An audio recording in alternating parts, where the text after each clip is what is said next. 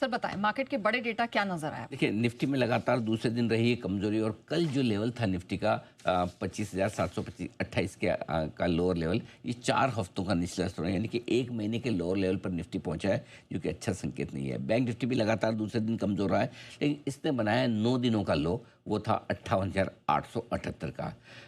एक और कमजोरी का संकेत जो निफ्टी बैंक निफ्टी से आपको मिलेगा, दोनों ने लगातार दूसरे दिन लोअर लो लोअर हाई बनाया, यानी कि कमजोरी के संकेत दोनों में अब भी बरकरार हैं। यानी कि अगर बैंक निफ्टी की कल की रिकवरी से आप प्रसन्न हो रहे हैं, प्रसन्न ना हो, सिर्फ राहत फील करें, मतलब क्योंकि रिकवरी भी क्या, 16 पॉइंट तो नीचे बंद हुए हैं, तो लगातार दूसरे दिन नीचे भी बंद हुए हैं, लोअर लो लोअर हाई भी बनाए, तो ये थोड़ा सा आपके लिए कमजोरी वाला संकेत है। अब आइए तीसरी चीज़, मिड कैप सेलेक्ट इंडेक्स ने कल 4 हफ्तों का लो बनाया इंट्राडे में 13,500 के करीब, लेकिन रिकवरी करके बंद हुआ है।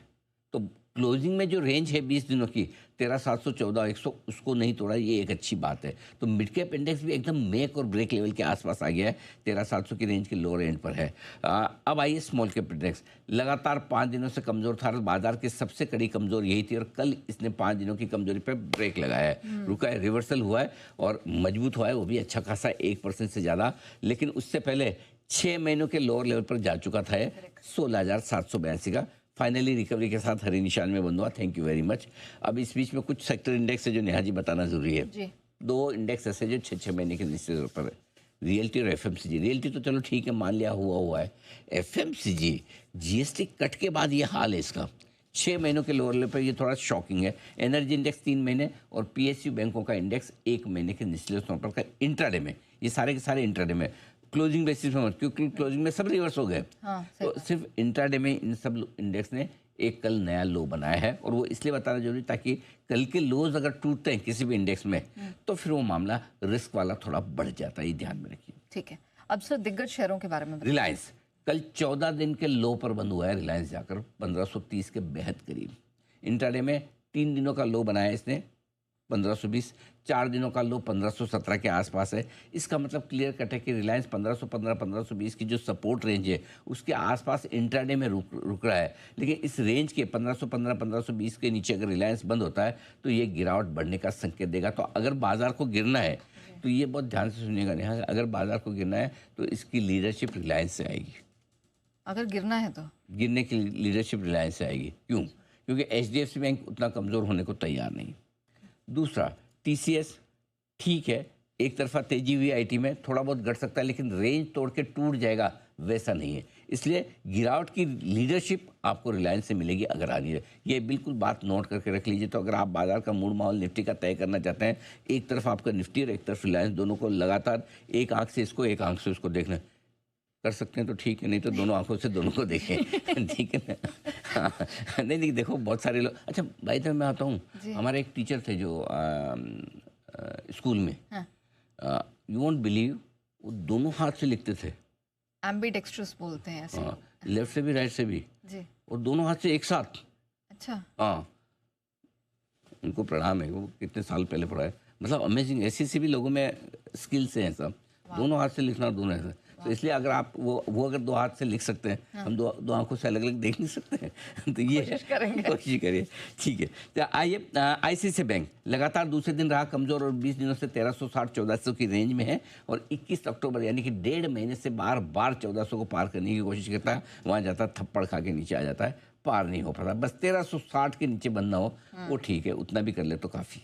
ठीक है, चलिए इन दोनों स्टॉक। एचडीएफसी बैंक के डेटा जो आपने बोला मैं थोड़ा आगे बताऊंगा। चलेगा सर, ओके। एफआईएसडीआई सर, इनके बड़े डेटा। एफआईएस की इंडेक्स फ्यूचर्स पोजीशन घटकर 11% पर आ गई है। लगातार 90 दिन कैश में बिकवाली की, और कल नेहा जी थोड़ी बिकवाली उनकी ज़्यादा 3760 करोड़ की बड़ी कही जाएगी। हालांकि नेट मिलाकर थोड़ी सी कम हुई है 3155 करोड़ की। उसकी वजह यह है कि उन्होंने स्टॉक फीचर्स थोड़े से 1363 करोड़ के खरीदे थे। इंडेक्स फीचर्स बेचे थोड़े छोटे 750 करोड़ के आसपास। घरेलू फंड ने लगातार 72वें दिन खरीदारी की है 6225 करोड़ की।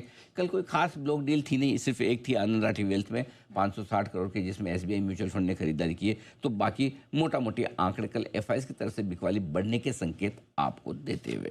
ठीक है सर, ग्लोबल मार्केट के कोई बिग डेटा है ना हमारे पास।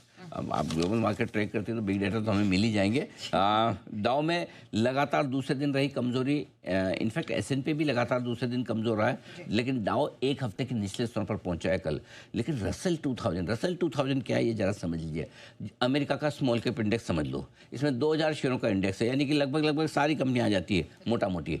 इसने कल नया लाइफ हाई बनाया। ये बताता है कि अमेरिका का ब्रॉडर मार्केट कितना मौजूद है। एक और हमारा देखो स्मॉल कैप मिड कैप की बैंड बजी हुई है, और एक अमेरिका के स्मॉल कैप मिड कैप देखो नया लाइफ हाई बना रहे हैं। ठीक है, अब आइए ये है बिग डेटा। तो कल फिर 4-5% चांदी की चमक बढ़ी है। नया रिकॉर्ड नोट कर लीजिए, 188,665, 1,88,665 रुपये मात्र 1 किलो चांदी का भाव।